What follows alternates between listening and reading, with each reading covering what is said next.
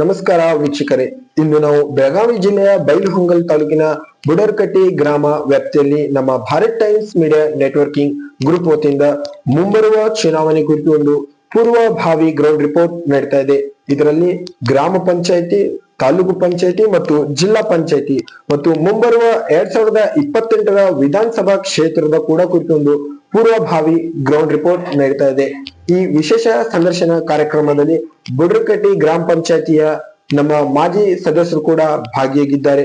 ಇವರ ಒಂದು ರಾಜಕಾರಣದ ಜೀವನದ ಅನುಭವ ಮತ್ತು ಇವರು ಈ ರಾಜಕಾರಣದಲ್ಲಿ ಎಲ್ಲಿಂದ ಹೇಗೆ ಮತ್ತು ಯಾರ ಮುಖಾಂತರ ಈ ರಾಜಕಾರಣದಲ್ಲಿ ಪ್ರವೇಶವಾದ್ರು, ಅದಾದ ನಂತರ ಇವರು ಈ ಅಧಿಕಾರ ಅವಧಿಗೆ ಬಂದ ಮೇಲೆ ಇವರ ಕಾಲದಲ್ಲಿ ಶಿಕ್ಷಣಕ್ಕೆ, ಆರೋಗ್ಯಕ್ಕೆ ಮತ್ತು ಅಭಿವೃದ್ಧಿ ವಾರ್ಡ್ಗಳಲ್ಲಿ ಇವರು ಯಾವ ರೀತಿ ಒಂದು ಪಾತ್ರವನ್ನು ವಹಿಸಿದ್ದಾರೆ ಎಂಬುದನ್ನ ಇವರಿಂದಲೇ ಕೇಳಿ ತಿಳಿಯೋಣ. ಬನ್ನಿ ವೀಕ್ಷಕರೇ. ಸರ್ ನಮಸ್ಕಾರ. ಸರ್, ನಿಮ್ಮ ಮಾತುಕತೆ ಮುನ್ನಡೆಸುವ ಮುಂಚೆ ನಿಮ್ಮ ಒಂದು ಕಿರು ಪರಿಚಯ, ನಿಮ್ಮ ಹೆಸರು, ಊರು, ಯಾವ ಗ್ರಾಮ ಪಂಚಾಯತಿ ಸದಸ್ಯರು? ನನ್ನ ಹೆಸರು ಶಂಕರಪ್ಪ ಮಡಿವಾಳಪ್ಪ, ಮಂಗಳಗಟ್ಟಿ, ಗ್ರಾಮ ಪಂಚಾಯತಿ ಬುಡರ್ಕಟ್ಟಿ ಸರ್. ಸರಿ ಸರ್. ಸರ್, ತಾವು ಈ ಅಧಿಕಾರ ಅವಧಿಗೆ ಬರುವ ಮುಂಚೆ ಯಾವ ರೀತಿ ಗ್ರಾಮ ಮತ್ತು ವಾರ್ಡಿನಲ್ಲಿ ಡೆವಲಪ್ಮೆಂಟ್ ಗಳು ಆಗಿದ್ದು ಆಗಿರ್ಲಿಲ್ಲ, ಅದಾದ ನಂತರ ತಾವು ತಮ್ಮ ಅಧಿಕಾರ ಅವಧಿಗೆ ಬಂದ ಮೇಲೆ ತಾವು ಯಾವ ರೀತಿ ಡೆವಲಪ್ಮೆಂಟ್ ಗಳನ್ನ ಮಾಡಿದ್ದೀರಾ? ಸರ್, ನಾವು ಅಧಿಕಾರಕ್ಕೆ ಬರೋಕ್ಕಿಂತ ಮೊದಲ ಒಂದ 20-30% ಆಗಿದ್ವಿ. ನಾವು ಒಂದೊಂದ್ 50-60% ನಾವು ಮಾಡ್ಕೊಂಡಿವ್ರಿ. ಇನ್ನೊಂದ್ 10-12% ಆದ್ರ 100% ನಮ್ಮ ವಾರ್ಡ ಅಭಿವೃದ್ಧಿ ಆಗ್ತದೆ. ಊರ್ ಬಗ್ಗೆ ಓಲಾಲಾಗಿ ಊರ್ ತಗೋಬೋದ್ರೆ ಇನ್ನೂ 50% ಊರ ಅಭಿವೃದ್ಧಿ ಆಗ್ಲೇ ಇಲ್ಲ ಸರ್. ಅಂದ್ರೆ ಊರ್ ಹೋಲವಾರ್ದ ಆಗ್ಲಿ, ಚಕ್ರ ಲೈನ್, ಅವು ಇವು ಗಟರಿ ಇವಕ್ಕೂರ್ದೆಲ್ಲ ಅಭಿವೃದ್ಧಿ ಇನ್ನೂ ಸ್ವಲ್ಪ ಆಗ್ಬೇಕು ಸರ್. ಸರಿ ಸರ್. ತಾವೆಲ್ಲ ಕೂಡ ತಮ್ಮ ಅಧಿಕಾರ ಅವಧಿಯಲ್ಲಿ ತಾವು ಚರಂಡಿ ಆಗಿರ್ಬೋದು, ಸಿಸಿ ರೋಡ್ಸ್, ಮನೆಗಳ ಅನುದಾನ, ಬೀದಿ ದೀಪ ಇವಕ್ಕೆಲ್ಲ ಒಂದು ಮಹತ್ವವನ್ನು ಕೊಟ್ಟು ಅಭಿವೃದ್ಧಿಯನ್ನು ಮಾಡಿಸಿದ್ದೀವಿ. ಸರಿ ಸರ್. ಸರ್, ತಮ್ಮ ಒಂದು ಈ ಅಧಿಕಾರ ಅವಧಿಗೆ ತಾವು ಬಂದ ಮೇಲೆ ತಾವು ಮಕ್ಕಳ ಶಿಕ್ಷಣ ಅಭಿವೃದ್ಧಿ ಬಗ್ಗೆ, ಅದರಲ್ಲಿ ಅಂಗನವಾಡಿ ಕೇಂದ್ರ ಆಗಿರ್ಬೋದು, ಹೈಸ್ಕೂಲ್ ಮತ್ತು ಪ್ರೈಮರಿ ಸ್ಕೂಲ್, ಈ ಮಕ್ಕಳ ಜೊತೆ ತಮ್ಮ ಒಂದು ಯಾವ ರೀತಿ ಒಡನಾಟ ಇರ್ತಿತ್ತು ಮತ್ತು ಬಿಸಿ ಊಟ, ಕುಡಿಯ ನೀರು ಚೆಕ್ ಮಾಡ್ತೀರಾ ಇಲ್ವಾ ವಿಸಿಟ್ ಮಾಡಿ? ಸರ್, ನಾವು 15 ದಿನಕ್ಕೊಮ್ಮೆ 8 ದಿನಕ್ಕೊಮ್ಮೆ ಸ್ಕೂಲ್ ಹೋಗ್ತೇವ್ ಸರ್. ಈಗೇನ್ ಅವಧಿ ಮುಗಿದ್ರು ಹೋಗಿರ್ತೇವ್ ಸರ್. ಸರಿ. ಹೋಗ್ಕಾರ ಅಲ್ಲಿ ಟೀಚರ್ಸ್ ಗಳದ್ದು ಟೈಮಿಂಗ್, ಸರಿ, ಮತ್ತ ಹುಡುಗರು ಬರ್ತಾ ಇಲ್ಲವ್ರಿ ಕೇಳುದ್ರಿ. ಮತ್ತ ಶಾಸಕರ ಕಡೆ ಹೋಗಿ ಅನುದಾನ ಹಾಕ್ಸ್ಕೊಂಡ್ ಬಂದ ಸ್ಕೂಲ್ಗಳೆಲ್ಲ ಸೋರುವುದು ಇದ್ದು ಅವನ್ನೆಲ್ಲ ಶಾಸಕರ ಕಡೆ ಹೋಗ್ಕಾರ ಅವಕ್ ಅನುದಾನ ಹಾಕ್ಸ್ಕೊಂಡ್ ಬಂದ್ ಈಗ ಎಲ್ಲಾ ಅನುಕೂಲ ಮಾಡ್ಕೊಂಡೇವ್ ಸರ್. ಮತ್ತೆ ನಮ್ಮ ಶಾಸಕರು ಅದಕ್ಕ ಸ್ಪಂದನೆ ಮಾಡ್ರೆ ಸ್ಕೂಲ್ ಎಲ್ಲ ರಿಪೇರಿ ಮಾಡಿಕೊಟ್ಟಿದ್ದಾರೆ, ಮ್ಯಾನುಫ್ಯಾಕ್ಚರಿಂಗ್ ಮಾಡಿಕೊಟ್ಟಿದ್ದಾರೆ. ಸರಿ ಸರ್. ಸರ್, ತಮ್ಮ ಒಂದು ಈ ಅಧಿಕಾರ ಅವಧಿಗೆ ತಾವು ಬಂದ ಮೇಲೆ ತಮ್ಮ ವಾರ್ಡಿನ ಜನರಾಗಿರ್ಬೋದು, ಗ್ರಾಮಸ್ಥರಾಗಿರ್ಬೋದು, ಇವರ ಒಂದು ಆರೋಗ್ಯದ ಬಗ್ಗೆ ಯಾವ ರೀತಿ ತಾವು ಪಾತ್ರ ವಹಿಸಿದ್ದೀರಾ? ಸರ್, ನಮ್ಮ ವಾರ್ಡಿಗಂತೂ ಸರ ಅಂತದ ಏನ್ ಗಲೀಜ ಅಂತ ಮಾರಣೆ ಕಂಡಿದ್ದ ಕಾಯಿಲೆಗಳಂತೂ ಯಾವ ಬಂದಿಲ್ರಿ. ಸರಿ ಸರ್. ಹಂಗ ನಾರ್ಮಲ್ ಇವುದಲ್ಲ. ನಮ್ ಸರ್ಕಾರಿ ಹಾಸ್ಪಿಟಲ್ ಐತಲ್ರಿ, ಪ್ರಾಥಮಿಕ ಆರೋಗ್ಯ ಕೇಂದ್ರ, ಅಲ್ಲಿ ಸರ್ಗಳು ಅವರು ಎಲ್ಲಾರು ಸ್ಪಂದನೆ ಮಾಡಿ ಆರೋಗ್ಯ ಒಟ್ಟು ನಮ್ಮ ಊರ್ ಜನದ ಚಲೋ ಐತಂತ ನಮಗ ಅನಿಸಿಕೆ ಇದು ಸರ್. ಸರ್, ತಾವು ತಮ್ಮ ಗ್ರಾಮದ ಆಸ್ಪತ್ರೆಗೆ ತಾವು ಯಾವ ರೀತಿ ವಿಸಿಟ್ ಮಾಡಿ ಒಂದು ಪೇಷಂಟ್ ಜೊತೆ ಯಾವ ರೀತಿ ಒಡನಾಟ ಇತ್ತು ನಿಮ್ಗೆ? ಸರ್, ನಾವು ಹೋಗಿರ್ತೇವ್ರಿ 15 ದಿನಕ್ಕೊಮ್ಮೆ. ಹೆಂಗದು ಹೋಗ್ತಾರ ಸರ್ಗಳಿಗೆ ಕೇಳ್ತವ್ರಿ ಹೆಂಗ ಏನ ಸರ್. ಅವರು ಎಲ್ಲಾ ಇದನ್ ಮಾಡ್ಕೊಳಂತ ಹೊಂಟಿದಾರೆ. ಸ್ವಲ್ಪ ನಮ್ಮಲ್ಲಿ ಸ್ಟಾಫ್ ನರ್ಸದ ಸ್ವಲ್ಪ ತೊಂದ್ರೆ ಐತಿ. ಅದೊಂದ ಅನುಕೂಲ ಆದ್ರ ನಮಗ್ ಇನ್ನೂ ಹೆಚ್ಚಿನ ಅನುಕೂಲ ಆಗದ್ರಿ. ಅದ್ರ ಬಗ್ಗೆ ಶಾಸಕರಿಗಾಗ್ಲಿ, ಆರೋಗ್ಯ ಇಲಾಖೆ ಮೇಲೆ ಇವ್ರಿಗೆ ಕೇಳಿ ಲೆಟರ್ ಎಲ್ಲ ಕೊಟ್ಟು ಬಂದಿದೇವ್ ಸರ್. ಅದೊಂದಾರ ನಮ್ಗೆ ಇನ್ನೂ ಆರೋಗ್ಯದ ಬಗ್ಗೆ ಇನ್ನೂ ಹೆಚ್ಚಿಗೆ ಅನುಕೂಲ ಆಗತ್ತಂತ. ಸರಿ ಸರ್. ಆರೋಗ್ಯದ ಬಗ್ಗೆ ಇನ್ನು ಕೂಡ ಸ್ವಲ್ಪ ಸಮಸ್ಯೆ ಇದೆ. ಆ staff nurse sir, staff nurse ಇಲ್ದ್ರೆ 5-6 ಗಂಟೆಗೆ ಕದ ಹಾಕಿ ಬಿಡ್ತಾರೆ. ಹಾಕೊಡ್ದ ಇನ್ನೂ ತೊಂದ್ರೆ ಆಗತ್ತದ್ರಿ. ಅದೊಂದು ಅನುಕೂಲ ನಮ್ಗೆ ಇನ್ನೂ ಇದನ್ನ ಹಾಕತ್ ಅಂತ ಹೇಳಿ ಶಾಸಕರ ಗಮನಕ್ಕೂ ತಂದೇವ್ರಿ.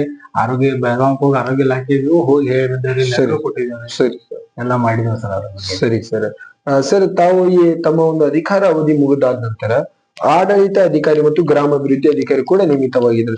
ಇವರು ನಿಮ್ ಜೊತೆ ಆಯ್ತು ಜನಗಳ ಜೊತೆ ಯಾವ ರೀತಿ ಸ್ಪಂದಿಸ್ತಿದ್ದಾರೆ? ಮೂಲ ಸೌಕರ್ಯಗಳ ಒಂದು ಅಭಿವೃದ್ಧಿ ಬಂದಾಗ ಇವ್ರು ಯಾವ ರೀತಿ ಒಂದು ಮಹತ್ವವನ್ನು ಕೊಡ್ತಿದ್ದಾರೆ? ಮೂಲ ಸೌಕರ್ಯ ಅಭಿವೃದ್ಧಿ ಸರ ಮಾಡಾಕದ್ರೆ.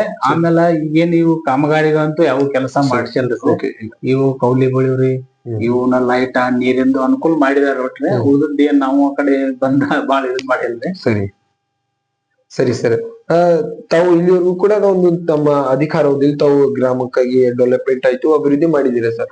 ಇನ್ನು ಕೂಡ ತಮ್ಮ ಗ್ರಾಮದಲ್ಲಿ ಯಾವ ರೀತಿ ಸಮಸ್ಯೆಗಳಿದಾವೆ, ಇನ್ನು ಕೂಡ ಯಾವ ಉನ್ನತ ಮಟ್ಟದಲ್ಲಿ ಅಭಿವೃದ್ಧಿ ಮಾಡುವ ಅಭಿಪ್ರಾಯ ಇದೆ ಸರ್ ನಿಮ್ಮ ಹತ್ತಿರ? ಸರ್ ಇನ್ನು ಕೆಲವೊಂದು ಸ್ಥಳದಲ್ಲಿ ರಸ್ತೆಗಳ ಅಭಿವೃದ್ಧಿ ಮಾಡ್ಬೇಕ್ರಿ. ಸರಿ. ಆಮೇಲೆ ಒಂದಷ್ಟು ಚರಂಡಿ ಸರಿ. ಆಮೇಲೆ ಬೀದಿ ಲೈಟ್ ಆಲ್ಮೋಸ್ಟ್ ಆಲ್ ಬೀದಿ ಲೈಟ್ ಇನ್ನೊಂದ್ 10-20% ಆದ್ರೆ ಬೀದಿ ಲೈಟ್ ಇದೆಲ್ಲ ಸಮಸ್ಯೆ ಬಗೆಹರಿತೈತ್ರಿ. ಸರಿ.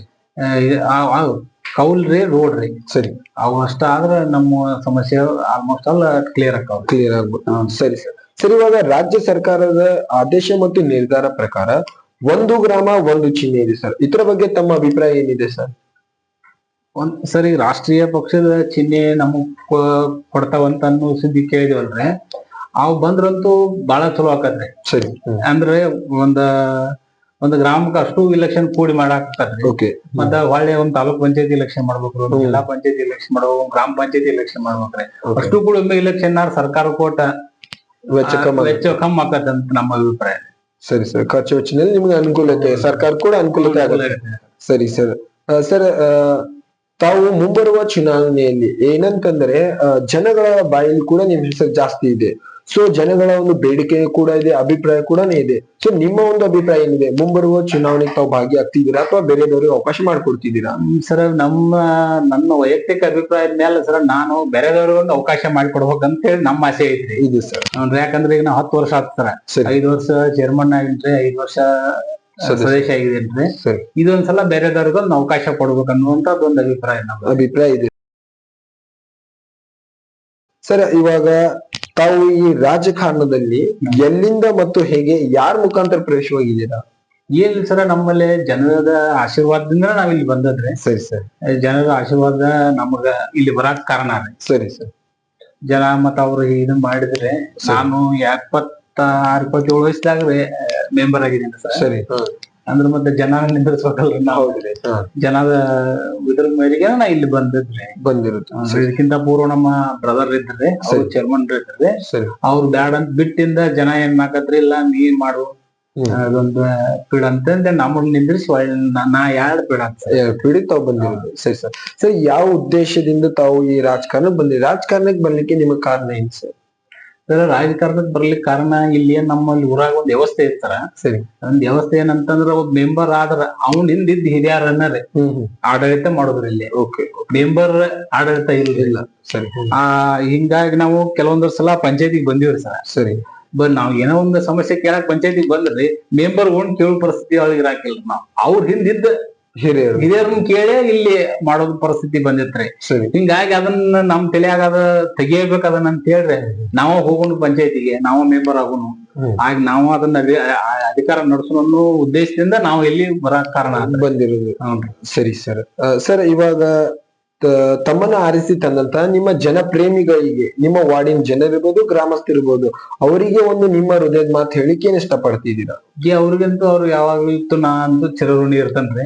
ಯಾಕಂದ್ರ ನಮ್ಮ ಮನೆಯಿಂದ 3-4 ಸಲ ಮೆಂಬರ್ ಆದ್ರು ಸರ ನಮ್ಮನ್ನ ಆಶೀರ್ವಾದ ಮಾಡಿ ಕಳ್ಸಾತಾರ ನಾವ್ ವಾರ್ಡಿನ ಜನರಿ. ಸರಿ. ಅವ್ರಿಗೆ ಯಾವತ್ತಿದ್ರು ನಾ ಚಿರಋಣಿಯಾಗಿ ಇರ್ತೇನೆ ಸರ್. ಸರಿ ಸರ್. ಸರ್, ತಾವು ಚುನಾವಣೆ ವೇಳೆಯಲ್ಲಿ, ಪ್ರಚಾರದ ವೇಳೆಯಲ್ಲಿ ತಾವು ಜನಗಳಿಗೆ ನೀಡಿರುವಂತಹ ಭರವಸೆ ಒಂದು 100% ಭರವಸೆ ನೀಡಿರ್ತೀರಾ. ಸೊ ನಿಮ್ಮ ಅಧಿಕಾರಾವಧಿಯಲ್ಲಿ ತಾವು ಜನಗಳಿಗೆ ಎಷ್ಟು % ಭರವಸೆಗಳನ್ನ ನೀಡಿದ್ದೀರಾ? ಸರ್, ಒಂದು 100% ಭರವಸೆಗಳನ್ನ ನೀಡಿನಿ ಸರ್. ಆದ್ರೆ ಇಲ್ಲಿ ಬಂದಾವೆಲ್ಲ ಅನುಕೂಲ ಕಾರ್ಯರೂಪಕ್ಕೆ ಬರೋದು ಸ್ವಲ್ಪ ನಿಗ್ರಹ ಆದ್ರೆ ಏನೋ ಒಂದು 60-70% ನಾನು ಮಾಡಿದೆ ಅನ್ನುವಂತ ಸಂತೃಪ್ತಿ ಅಂತೂ ನನಗೈತೆ ಸರ್. ಸರಿ ಸರ್. ಇಲ್ಲಿವರೆಗೂ ಕೂಡ ನಿಮ್ಮ ಸಮಯ ನಮ್ಮ ಭಾರತ್ ಟೈಮ್ಸ್ ಮೀಡಿಯಾ ನೆಟ್ವರ್ಕಿಂಗ್ ಗ್ರೂಪ್ಗೆ ನೀಡಿದ್ದಕ್ಕೆ ತುಂಬಾ ಹೃದಯದ ಧನ್ಯವಾದ.